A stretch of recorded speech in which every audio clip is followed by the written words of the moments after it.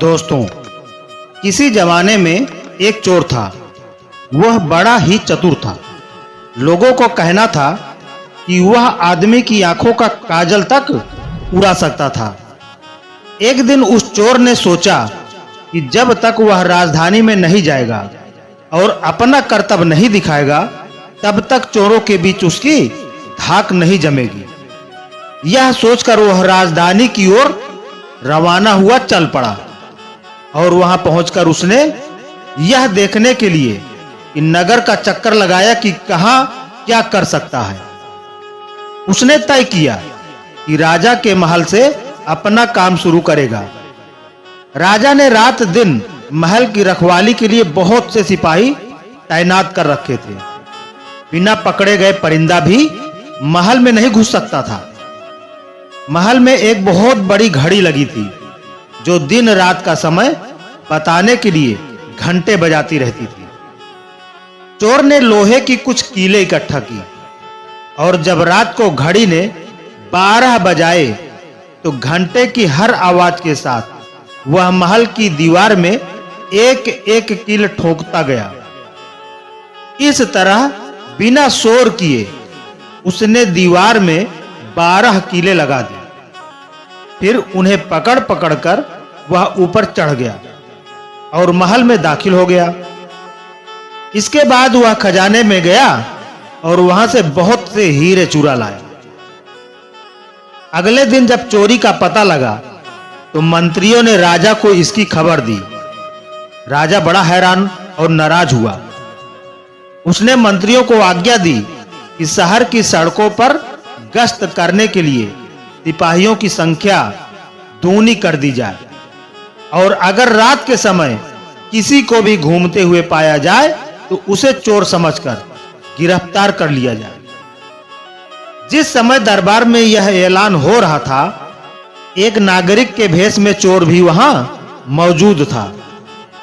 उसे सारी योजना की एक-एक बात का पता चल गया।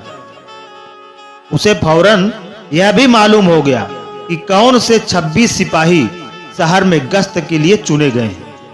वह सफाई से घर गया और साधु का बाना धारण करके उन 26 सिपाहियों की बीवियों से जाकर मिला। उनमें से हर एक इस बात के लिए उत्सुक थी कि उसकी पति ही चोर को पकड़े और राजा से इनाम ले। एक एक करके चोर उन सब के पास गया और उनके हाथ देख देखकर बताया कि वह रात उसके लिए बड़ी शुभ है। उसके पति की पोशाक में चोर उसके घर आएगा, लेकिन देखो चोर को अपने घर के अंदर मत आने देना, नहीं तो वह तुम्हें दबा लेगा। घर के सारे दरवाजे बंद कर लेना और भले ही वह पति की आवाज में बोलता सुनाई दे, उसके ऊपर जलता कोयला फेंकना। इसका नतीजा यह होगा कि चोर पकड़ में आ जाएगा। सारी स्त्रियां रात को चोर के आगमन के लिए तैयार हो गईं। अपने पतियों को उन्होंने इसकी जानकारी नहीं दी। इस बीच पति अपनी गश्त पर चले गए और सवेरे 4 बजे तक पहरा देते रहे। हालांकि अभी अंधेरा था, लेकिन उन्हें उस समय तक इधर-उधर कोई भी दिखाई नहीं दिया, तो उन्होंने सोचा कि उस रात को चोर नहीं आएगा। यह सोचकर उन्होंने अपने घर चले जाने का फैसला किया। ज्यों ही वे घर पहुंचे, स्त्रियों को संदेह हुआ और उन्होंने चोर की बताई कार्रवाई शुरू कर दी। फल यह हुआ कि सिपाही जल गए और बड़ी मुश्किल से अपनी स्त्रियों को विश्वास दिला पाए कि वह ही उनके असली पति हैं और उनके लिए दरवाजा खोल दिया जाए। सारे पतियों के जल जाने के कारण उन्हें अस्पताल ले जाया गया। दूसरे दिन राजा दरबार में आया तो उसे सारा हाल सुनाया गया। सुन करके राजा बहुत चिंतित हुआ और उसने कोतवाल को आदेश दिया कि वह स्वयं जाकर चोर को पकड़े। उस रात कोतवाल ने तैयार होकर शहर का पहरा देना शुरू किया। जब वह एक गली में जा रहा था तो चोर ने जवाब दिया, मैं चोर हूं। कोतवाल समझा कि लड़की उसके साथ मजाक कर रही है। उसने कहा, मजाक वजाक छोड़ो और अगर तुम चोर हो तो मेरे साथ आओ, मैं तुम्हें काठ में डाल दूंगा। चोर बोला, ठीक है, इसमें मेरा क्या बिगड़ेगा। और वह कोतवाल के साथ काठ डालने की जगह पर पहुंच गया। वहां जाकर चोर ने कहा, कोतवाल साहब, इस काठ को आप इस्तेमाल कैसे किया करते हैं? मेहरबानी करके मुझे समझा दीजिए। कोतवाल ने कहा, तुम्हारा क्या भरोसा, मैं तुम्हें बताऊं और तुम भाग जाओ तो? चोर बोला, आपके बिना कहे मैंने अपने को आपके हवाले कर दिया है, मैं भाग क्यों जाऊंगा? कोतवाल उसे यह दिखाने के लिए राजी हो गया कि काठ कैसे डाला जाता है। ज्यों ही उसने अपने हाथ पैर उसमें डाले कि चोर ने झट चाबी घुमाकर काठ का ताला बंद कर दिया और कोतवाल को राम राम करके चल दिया। जाड़े की रात थी। दिन निकलते निकलते कोतवाल मारे सर्दी के अधमरा हो गया। सवेरे जब सिपाही बाहर आने लगे तो उन्होंने देखा कि कोतवाल काठ में फंसे पड़े हैं। उन्होंने उनको उसमें से निकाला और अस्पताल ले गए। अगले दिन जब दरबार लगा तो राजा को रात का सारा किस्सा सुनाया गया। राजा इतना हैरान हुआ कि उसने उस रात चोर की निगरानी स्वयं करने का निश्चय किया। चोर उस समय दरबार में मौजूद था और सारी बातों को सुन रहा था। रात होने पर उसने साधु का भेष बनाया और नगर के सिरे पर एक पेड़ के नीचे धूनी जलाकर बैठ गया। राजा ने गश्त शुरू की और 2 बार साधु के सामने से गुजरा। तीसरी बार जब वह उधर आया तो उसने साधु से पूछा कि क्या इधर से किसी अजनबी आदमी को जाते उसने देखा है? साधु ने जवाब दिया कि वह तो अपने ध्यान में लगा था, अगर उसके पास से कोई निकला भी होगा तो उसे पता नहीं। यदि आप चाहें तो मेरे पास बैठ जाइए और देखते रहिए कि कोई आता जाता है या नहीं। यह सुनकर राजा के दिमाग में एक बात आई और उसने फौरन तय किया कि साधु उसकी पोशाक पहनकर शहर का चक्कर लगाए और वह साधु के कपड़े पहनकर वहां चोर की तलाश में बैठ जाए। आपस में काफी बहस मुहाबिसे और 2-3 बार इंकार करने के बाद आखिर चोर राजा की बात मानने को राजी हो गया और उन्होंने आपस में कपड़े बदल लिए। चोर तत्काल राजा के घोड़े पर सवार होकर महल में पहुंचा और राजा के सोने के कमरे में जाकर आराम से सो गया। बेचारा राजा साधु बना चोर को पकड़ने के लिए इंतजार करता रहा। सवेरे के कोई 4 बजने आए। राजा ने देखा कि न तो साधु लौटा और कोई आदमी या चोर उस रास्ते से गुजरा, तो उसने महल में लौट जाने का निश्चय किया। लेकिन जब वह महल के फाटक पर पहुंचा तो संतरियों ने सोचा, राजा तो पहले ही आ चुके हैं, हो ना हो यह चोर है जो राजा बनकर महल में घुसना चाहता है। उन्होंने राजा को पकड़ लिया और काल कोठरी में डाल दिया।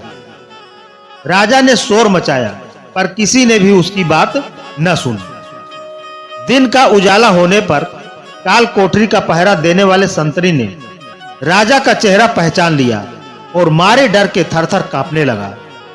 वह राजा के पैरों पर गिर पड़ा। राजा ने सारे सिपाहियों को बुलाया और महल में गया। उधर चोर जो रात भर राजा के रूप में महल में सोया था, सूरज की पहली किरण फूटते ही राजा की पोशाक में और उसी के घोड़े पर रफू चक्कर हो गया। अगले दिन जब राजा अपने दरबार में पहुंचा तो बहुत ही हताश था। उसने ऐलान किया कि अगर चोर उसके सामने उपस्थित हो जाएगा तो उसे माफ कर दिया जाएगा और उसके खिलाफ कोई कार्रवाई नहीं की जाएगी, बल्कि उसकी चतुराई के लिए उसे इनाम भी मिलेगा। चोर वहां मौजूद था ही फौरन राजा के सामने आ गया और बोला, महाराज, मैं ही वह अपराधी हूं। इसके सबूत में उसने राजा के महल से जो कुछ चुराया था वह सब सामने रख दिया। साथ ही राजा की पोशाक और उसका घोड़ा भी। राजा ने उसे गांव इनाम में दिए और वादा कराया कि वह आगे चोरी करना छोड़ देगा। इसके बाद से चोर खूब आनंद से रहने लगा। दोस्तों, एक गांव में एक गरीब किसान का परिवार रहता था। माधव अपनी पत्नी साधिका के साथ खेती करता था। उनकी एक छोटी सी बेटी थी रचना। माधव भगवान कृष्ण का बहुत बड़ा भक्त था। एक दिन वह मंदिर गया तो रचना भी उसके साथ गई। मंदिर से वापस आने के बाद रचना ने अपने पिता से कहा, पिताजी, मंदिर में जो मूर्ति थी उसने कितने अच्छे कपड़े पहने थे। हम तो हमेशा फटे पुराने कपड़े पहनते हैं। तो माधव बोला, बेटा, वह तो भगवान कृष्ण और राधा रानी की मूर्ति है। वहां मंदिर में तो बड़े बड़े सेठ बहुत सा पैसा दान में देते हैं, जिससे भगवान की पोशाक बनाई जाती है। रचना बोली, लेकिन पिताजी, भगवान के पास किस चीज की कमी है? अगली बार मैं दोबारा आपके साथ मंदिर चलूंगी और भगवान से हम सब के लिए अच्छे अच्छे कपड़े मांगूंगी। साधिका बोली, अच्छा ठीक है, मांग लेना। अब बहुत देर हो गई है, सो जाओ। अगले दिन रचना अपनी मां के साथ राधा कृष्ण के मंदिर में पहुंच जाती है। रचना कहती है, भगवान, हमें भी अच्छे अच्छे सुंदर कपड़े दो, गहने दो, खाने के लिए मिठाई और पकवान दो। आप तो मजे से यह सब खाते हो, लेकिन हमें कुछ नहीं मिलता। साधिका कहती है, बेटा, ऐसा नहीं कहते। जो मिल रहा है उसमें खुश रहना चाहिए। कुछ देर भगवान के सामने बैठकर दोनों माँ बेटी घर वापस आ जाती हैं। इसी तरह कुछ दिन और बीत जाते हैं। इसी बीच एक सेठ जी मंदिर में आते हैं। सेठ जी कहते हैं, पंडित जी, मैं भगवान कृष्ण के श्रृंगार के लिए यह रेशमी पटका और राधा जी के लिए यह रेशमी चुनरी लाया हूं। साथ में सोने के गहने भी हैं। आप इनका श्रृंगार कर दीजिए, लेकिन ध्यान रहे, इसकी रखवाली करना आपकी जिम्मेदारी है।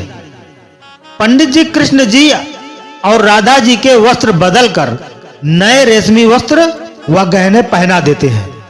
कुछ देर बाद सेठ जी वापस चले जाते हैं और पुजारी जी पूजा करने में व्यस्त हो जाते हैं। इसी बीच साधिका और रचना दोनों मंदिर पहुंचते हैं। रचना कहती है, मां देखो, कान्हा जी और राधा जी ने कितनी सुंदर पोशाक पहनी है। यह मुझे भी पहननी है। आप इनसे कहिए कि यह पोशाक कुछ देर के लिए हमें दे दें। साधिका कहती है, बेटा, ऐसा नहीं बोलते, भगवान नाराज हो जाएंगे। रचना कहती है, मां, मुझे तो यही पोशाक चाहिए। राधा जी की चुनरी कितनी अच्छी लग रही है। पंडित जी कहते हैं, तुम दोनों यहां बैठकर क्या बातें कर रही हो? कहीं गहने और कपड़े चुराने की मनसा तो नहीं बना रही? साधिका कहती है, नहीं पंडित जी, बच्ची है इसलिए जिद कर रही है। हम तो मंदिर में हर दिन पूजा करने आते हैं। पंडित जी कहते हैं, चलो भागो यहां से, मैं सब समझता हूं। सेठ जी ने सारी जिम्मेदारी मुझे दी है, गहनों की रखवाली की। यह कहकर पंडित मां बेटी को मंदिर से निकाल देता है। शाम को जब माधव घर वापस आता है तो साधिका उसे सारी बात बताती है। माधव कहता है, तू चिंता मत कर, मैं कल जाकर पंडित जी से बात करूंगा। अगले दिन माधव, साधिका और रचना तीनों मंदिर पहुंच जाते हैं। वहां सेठ जी भी पूजा करने आए थे। साधिका और रचना को देखकर पंडित ने सेठ जी से कहा, सेठ जी, ये वही लोग हैं जो मंदिर में चोरी करने की योजना बना रहे थे। सेठ जी ने कहा, सुन बे माधव, आज के बाद तू या तेरा परिवार इस मंदिर के आसपास भी दिखाई दिया तो तुझे गांव से बाहर निकलवा दूंगा। माधव अपने परिवार के साथ घर वापस आ जाता है। साधिका रोने लगती है। साधिका कहती है, भगवान, क्या सिर्फ अमीरों के हैं? हम गरीबों के लिए तो मंदिर भी बंद हो गए। रचना कहती है, तुम चिंता मत करो मां, मैं अब कभी नए कपड़े नहीं मांगूंगी। तीनों बिना खाना खाए सो जाते हैं। अगले दिन माधव खेत पर जाने के लिए तैयार हो रहा था, तभी उसे एक आदमी बुलाने आया। माधव अपने परिवार के साथ मंदिर पहुंचा तो उसे पंडित जी ने बताया कि राधा कृष्ण जी की रेशमी पोशाक काली पड़ गई। उसे हटाकर दूसरी पोशाक पहनाई गई, वो भी काली पड़ गई। हमसे बहुत बड़ी गलती हो गई, लगता है भगवान नाराज हो गए। तभी रचना मंदिर के अंदर चली गई। रचना भगवान से कहती है, भगवान जी मुझे माफ कर दीजिए, मेरे कारण आप नाराज मत होइए। मैं अब कभी आपकी पोशाक नहीं मांगूंगी। तभी राधा जी की चुनरी रचना के ऊपर आ गई और वह रेशम की बन गई। यह देखकर सेठ जी ने कहा, कान्हा जी हमसे बहुत बड़ी गलती हो गई, हमने आपकी नन्ही भक्त का अपमान किया। उसके बाद राधा कृष्ण जी के कपड़े और आभूषण पहले के जैसे हो गए। सेठ जी ने कहा, माधव आज से तुम्हारे परिवार का पूरा ध्यान मैं रखूंगा और इस बच्ची के लिए कपड़े, गहने और खाने पीने का सारा सामान मेरे घर से आएगा। यह सुनकर माधव और साधिका बहुत खुश हुए। साधिका कहती है, कान्हा जी ने स्वयं अपने वस्त्र हमें देकर हमारा जीवन धन कर दिया। उस दिन से रचना और उसका परिवार को पूरे गांव में मान सम्मान मिलने लगा। तो दोस्तों, आपको यह कहानी कैसी लगी कमेंट करके जरूर बताएं। वीडियो को लाइक करके ज्यादा से ज्यादा शेयर कर दें और अभी तक हमारे चैनल को सब्सक्राइब नहीं किया है तो प्लीज चैनल को जरूर से जरूर सब्सक्राइब कर लें। धन्यवाद।